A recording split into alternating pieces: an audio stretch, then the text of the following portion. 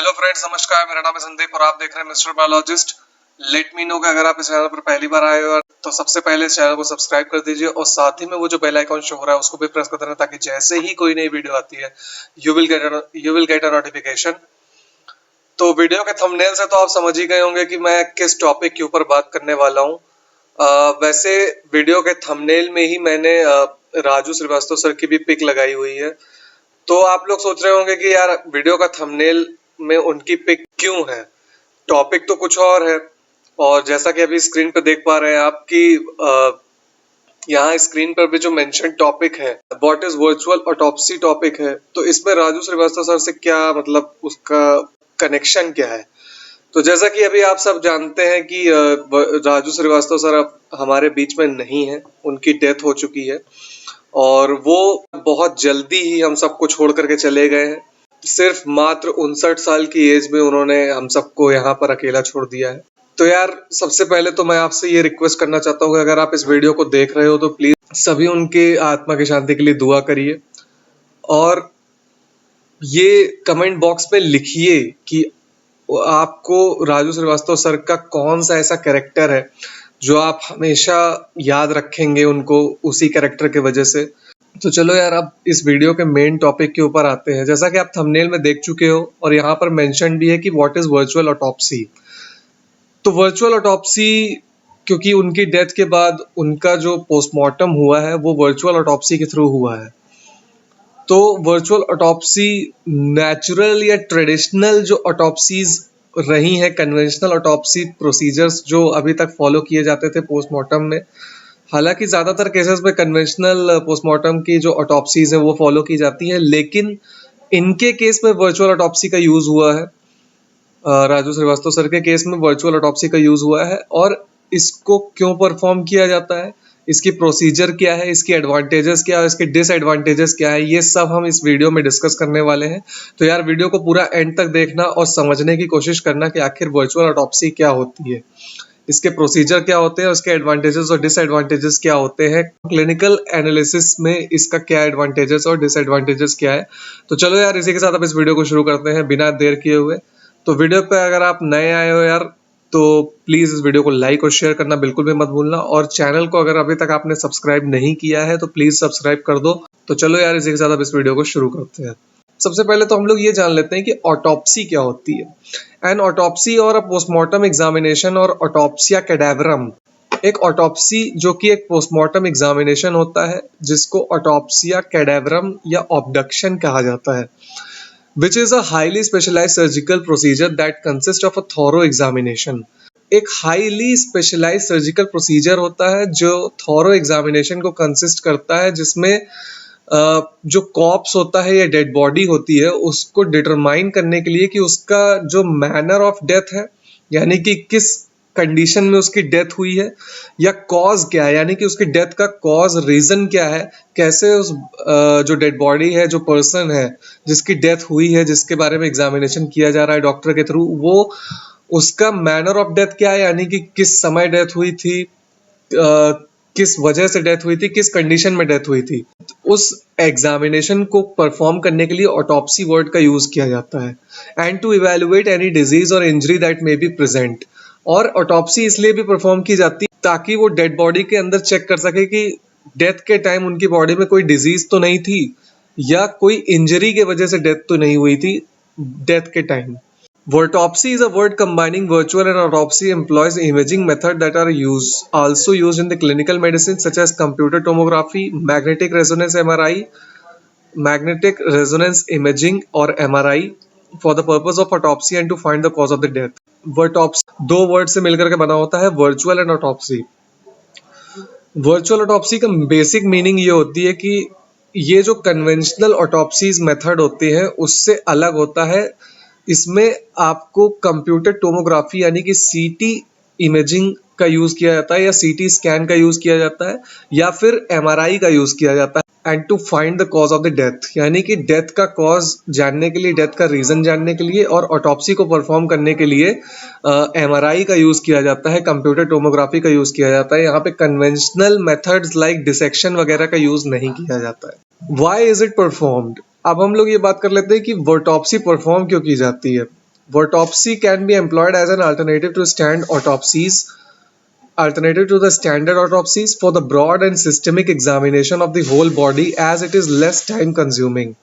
तो autopsy इसलिए employ की जाती है, इसलिए यूज किया जाता है, जो स्टैंडर्ड ऑटोप्सीज होती हैं उसमें ये उससे लेस टाइम कंज्यूमिंग होता है, इसमें बेटर डायग्नोसिस हो सकती है। यानी कि जो क्या होता है कि कन्वेंशनल डाइसेक्शंस के टाइम डॉक्टर को खुद डेड बॉडी को एग्जामिन करना होता है, तो अगर बेटर नॉलेज नहीं होगी तो हो सकता है कि वो गलत एग्जामिन कर ले पोस्टमार्टम के टाइम।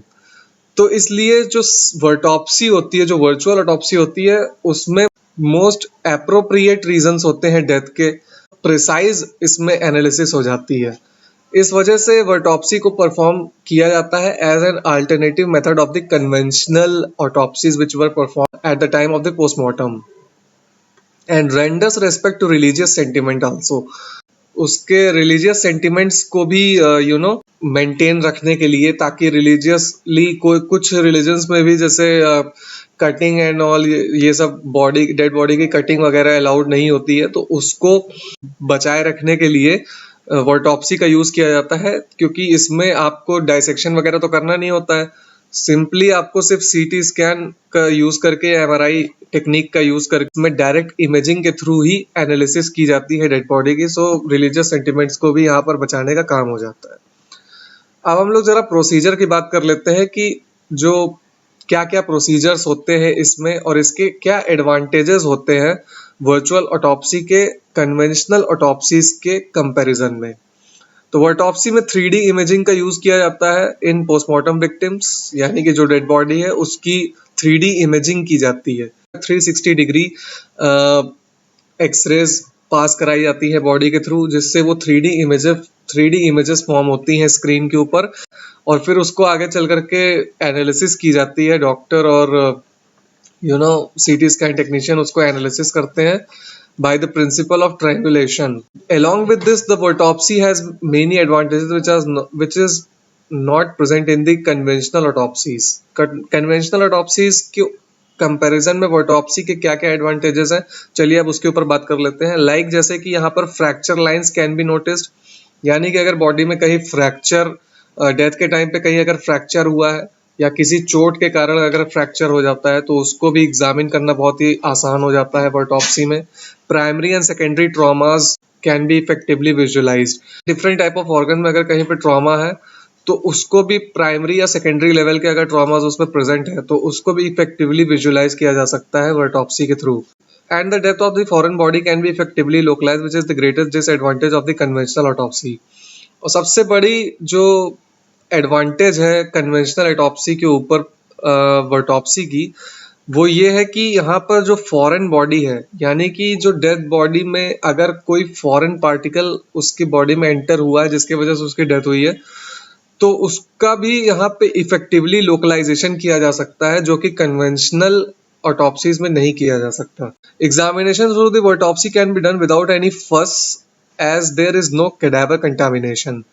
और सबसे अच्छी बात यह है कि कैडावर के कंटामिनेशन भी यहाँ पर नहीं हो सकता है ऑटोप्सी के थ्रू, जहाँ पर ये एमआरआई और सीटी स्कैन मशीन्स प्लेस की जाती हैं हॉस्पिटल में, वो फुल्ली स्टेरिलाइज्ड होता है। वहाँ पे आपको किसी भी तरह के वायरस, बैक्टीरिया या दूसरे हार्मफुल पार्टिकल्स आपको नहीं देखने को मिलेंगे, जिससे कि कैडावर या डेड बॉडी में आपको कंटामिनेशन होने के चांसेस भी कम हो जाते हैं। दूसरे हार्मफुल पार्टिकल्स एयर में जो प्रेजेंट होते हैं, बैक्टीरिया, वायरसेस, उनसे कंटामिनेशन होने के चांसेस ज़्यादा बढ़ जाते हैं। इसीलिए ऑटोप्सी का यूज़ किया जाता है for reducing the any kind of fuss which introducing the contamination in the cadaver or the dead body. तो ये जैसा कि आप इमेज यहाँ पर देख पा रहे हैं कि ये वर्चुअल ऑटोप्सी परफॉर्म करने की एक टेक्निक दी गई है। ये डेड बॉडी नहीं है, ये मॉडल है जिसको एक डेड बॉडी की तरह यूज किया जा रहा है। और ये एक मशीन है जो कि जैसा आप देख सकते हो सीटी स्कैन मशीन है ये, और ये उसके ऊपर लेजर बीम इंसर्ट की जा रही है, जहां से एक्स रेज और gamma rays and various type of raises which were inserting from the 360 degree angle of this body. तो ऑटोप्सी को यहाँ पे परफॉर्म किया जा रहा है अब चलिए थोड़ा सा बात कर लेते हैं ऑटोप्सी के क्या क्या डिसएडवांटेजेस है। एडवांटेजेस तो बहुत सारे हैं कन्वेंशनल ऑटोप्सीज के कंपैरिजन में, लेकिन थोड़े यहाँ पे डिसएडवांटेजेस भी हैं। जैसा कि यहाँ पे फिजियोलॉजिकल सेंसेस जो होती हैं उसको एनाटॉमिकल पैथोलॉजिस्ट जो होते हैं like smell, texture and colour, जो एनाटॉमिकल पैथोलॉजिस्ट होते हैं या जो डॉक्टर होते हैं जो परफॉर्म कर रहे होते हैं पोस्टमार्टम, उस वो बॉडी के डायरेक्ट कांटेक्ट में तो होते नहीं है, तो जो फिजियोलॉजिकल सेंसेस होती हैं उनको उतना अच्छे तरीके से वो एग्जामिन नहीं कर पाते हैं। हालांकि मशीन के थ्रू वो काफी प्रिसाइज वे में एनालाइज कर लेती है मशीन, 90% तक एनालिसिस उसकी प्रिसाइज होती है, लेकिन जो डॉक्टर वहां पे परफॉर्म नहीं कर रहा होता है, सारा कुछ काम जो होता है वो मशीन कर रही होती है, तो डॉक्टर को उतना ज्यादा नॉलेज नहीं होती उस बॉडी के बारे में। सारा कुछ यहाँ पर मशीन के बेसिस पे हो जाता है, तो इन दोनों के बीच में जो कांटेक्ट होता है, एक डायरेक्ट कांटेक्ट होता है, वो थोड़ा कम हो जाता है। ऑटोप्सी टेक्निक का सबसे बड़ा जो डिसएडवांटेज है वो, क्योंकि ये जो मशीन्स होती हैं सीटी स्कैन, एमआरआई, और ये जैसा आपने अभी पिछले इमेज में ये देखा था, ये जो लेजर बीम और ये सब जो मशीन्स हैं, ये काफी ज्यादा महंगी होती है। इनकी जो कॉस्ट होती है वो बहुत ज्यादा होती है, इतना ज्यादा होती है कि एक नॉर्मल हॉस्पिटल उसको अफोर्ड नहीं कर पाता। इस वजह से जो लेस डेवलप्ड कंट्रीज हैं इंक्लूडिंग द इंडिया, अभी तो खैर इंडिया में सिर्फ जैसा अभी मैंने यहाँ पे बताया था कि राजू श्रीवास्तव सर का केस में वर्टॉप्सी को परफॉर्म किया गया था, तो वो भी एम्स हॉस्पिटल में हुआ है। तो आप जानते हैं कि एम्स इंडिया का सबसे बड़ा हॉस्पिटल है और सबसे बड़ा मेडिकल कॉलेज भी है, तो वहां पर ये टेक्निक परफॉर्म करने के लिए मशीन्स अवेलेबल हैं, लेकिन इंडिया में ही बहुत सारी ऐसी जगहें हैं जहां पर ये मशीन्स अवेलेबल हैं ही नहीं। और जो इंडिया से छोटे देश हैं, जो बाकी के छोटे देश हैं जहां पर काफी ज्यादा इतनी मेडिकल टेक्नोलॉजीज इतनी डेवलप्ड नहीं है, तो वहां पर इस तरह की टेक्निक को परफॉर्म करना बहुत ही रेयर केस में ही देखा जाता है या फिर इम्पॉसिबल है। तो इसलिए ये एक तरह से ये दो मेन डिसएडवांटेजेस हैं कि एक तो यहाँ पर कांटेक्ट रुक जाता है डॉक्टर जो एनाटॉमिकल पैथोलॉजिस्ट और डेड बॉडी के बीच में कांटेक्ट कम हो जाता है, और जो लेस डेवलप्ड कंट्रीज हैं वो इस टेक्निक को अफोर्ड नहीं कर पाती हैं।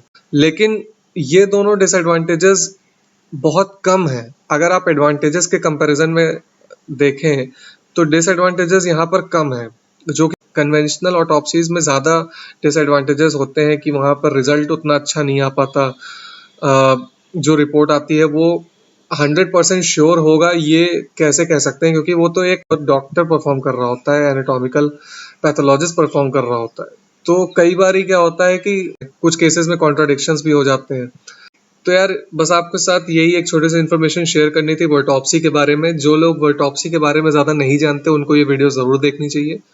तो चलो यार, जो लोग वर्टॉप्सी के बारे में नहीं जानते हैं ज़्यादा, उनके साथ ये वीडियो ज़रूर शेयर करना। और अगर आपको यार वीडियो पसंद आती है तो लाइक और शेयर करना बिल्कुल भी मत भूलना। तो चलो यार, इसी के साथ अब इस वीडियो को एंड करता हूँ। Thank you so much.